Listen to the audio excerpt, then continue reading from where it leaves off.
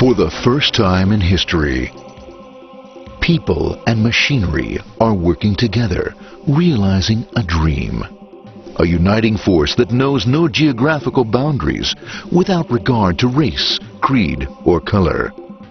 A new era where communication truly brings people together.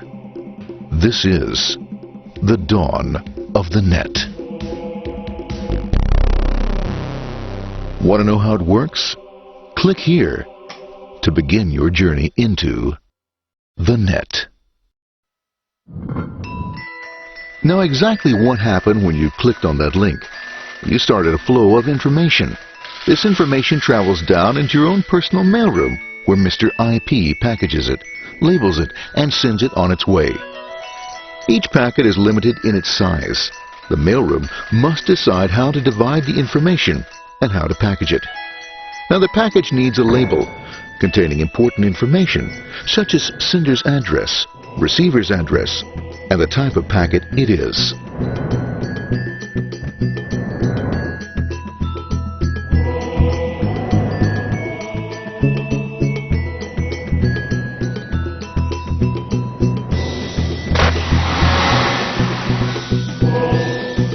Because this particular packet is going out onto the internet, it also gets an address for the proxy server, which has a special function, as we'll see later. The packet is now launched onto your local area network, or LAN. This network is used to connect all the local computers, routers, printers, etc. for information exchange within the physical walls of the building. The LAN is a pretty uncontrolled place, and unfortunately, accidents can happen.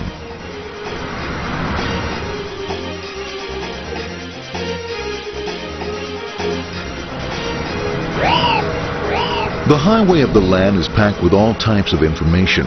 These are IP packets, Novell packets, Apple Talk packets. They're going against traffic, as usual. The local router reads the address and, if necessary, lifts the packet onto another network.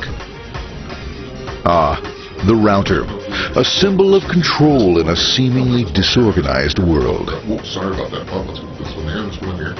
This moves here, this one goes here. I don't like this one. Let's go this one, let's go here. A little over to the left, let's move this one here. Another channel here. Let's put that one here. Let's put that one here. There he is, systematic, uncaring, methodical, conservative, and sometimes not quite up to speed. But at least he is exact, for the most part. That's the one goes there, that one goes there, that one goes there, that one goes there, and this one goes there. Another one goes there, that goes there. He's behind him, he goes there, that goes there, he goes there, almost there.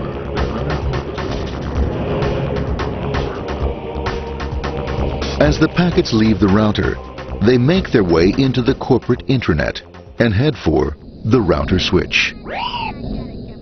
A bit more efficient than the router switch plays fast and loose with IP packets, deftly routing them along their way.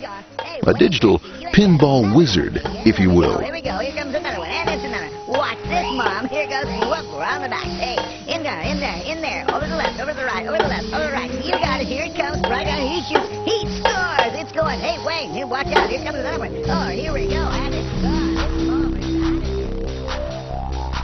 As packets arrive at their destination, they're picked up by the network interface, ready to be sent to the next level. In this case, the proxy. The proxy is used by many companies as sort of a middleman in order to lessen the load on their internet connection, and for security reasons as well. As you can see, the packets are all of various sizes, depending upon their content.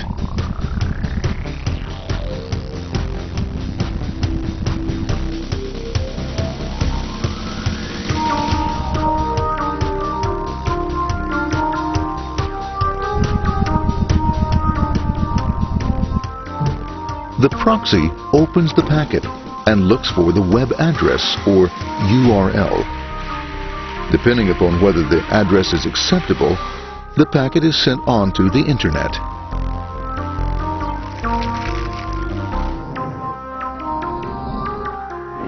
There are, however, some addresses which do not meet with the approval of the proxy, that is to say, corporate or management guidelines.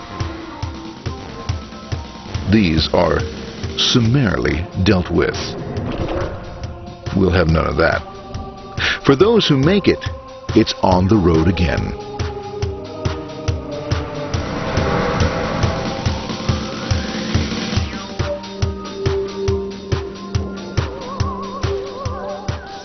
Next up, the firewall. The corporate firewall serves two purposes. It prevents some rather nasty things from the internet from coming into the intranet, and it can also prevent sensitive corporate information from being sent out onto the internet. Once through the firewall, a router picks up the packet and places it onto a much narrower road, or bandwidth, as we say. Obviously, the road is not broad enough to take them all. Now you might wonder what happens to all those packets which don't make it along the way. Well, when Mr. IP doesn't receive an acknowledgement that a packet has been received in due time, he simply sends a replacement packet. We are now ready to enter the world of the Internet. A spider web of interconnected networks which span our entire globe. Here, routers and switches establish links between networks. Now, the net is an entirely different environment than you'll find within the protected walls of your LAN. Out here, it's the Wild West. Plenty of space, plenty of opportunities, plenty of things to explore and places to go. Thanks to very little control and regulation, new ideas find fertile soil to push the envelope of their possibilities. But because of this freedom, certain dangers also lurk. You'll never know when you'll meet the dreaded ping of death. A special version of a normal request ping which some idiot thought up to mess up unsuspecting hosts. The paths our packets take may be via satellite, telephone lines, wireless, or even transoceanic cable. They don't always take the fastest or shortest routes possible, but they will get there. Eventually. Maybe that's why it's sometimes called the worldwide wait. But when everything is working smoothly, you can circumvent the globe 5 times over at the drop of a hat. Literally. And all for the cost of a local call or less. Near the end of our destination, we'll find another firewall. Depending upon your perspective as a data packet, the firewall could be a bastion of security or a dreaded adversary. It all depends on which side you're on and what your intentions are. The firewall is designed to let in only those packets that meet its criteria. This firewall is operating on ports 80 and 25. All attempts to enter through other ports are closed for business.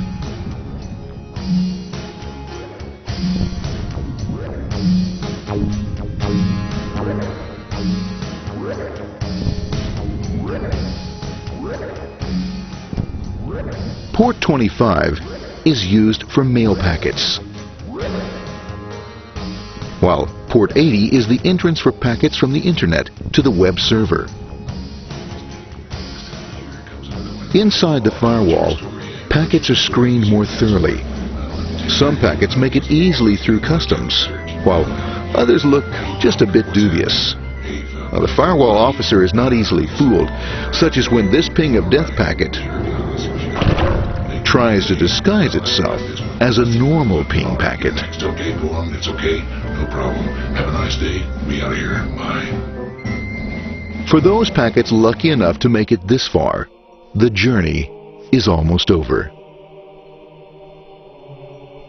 It's just a lineup on the interface to be taken up into the web server. Nowadays, a web server can run on many things, from a mainframe to a webcam to the computer on your desk. Why not your refrigerator?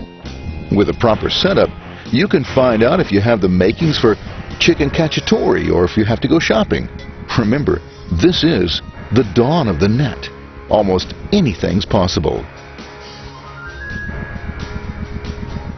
One by one, the packets are received, opened, and unpacked.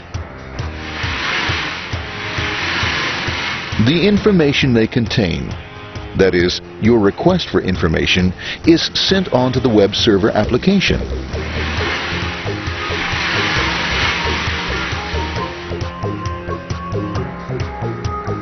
The packet itself is recycled,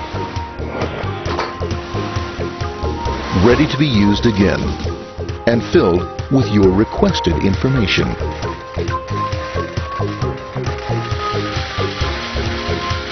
Addressed and sent out on its way back to you. Back past the firewall, routers, and on through to the internet. Back through your corporate firewall.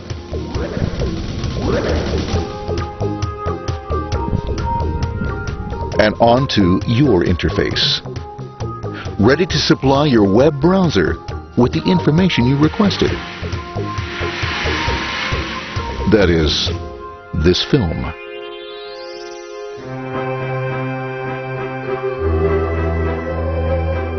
Pleased with their efforts and trusting in a better world, our trusty data packets ride off blissfully into the sunset of another day, knowing fully they have served their masters well. Now isn't that a happy ending?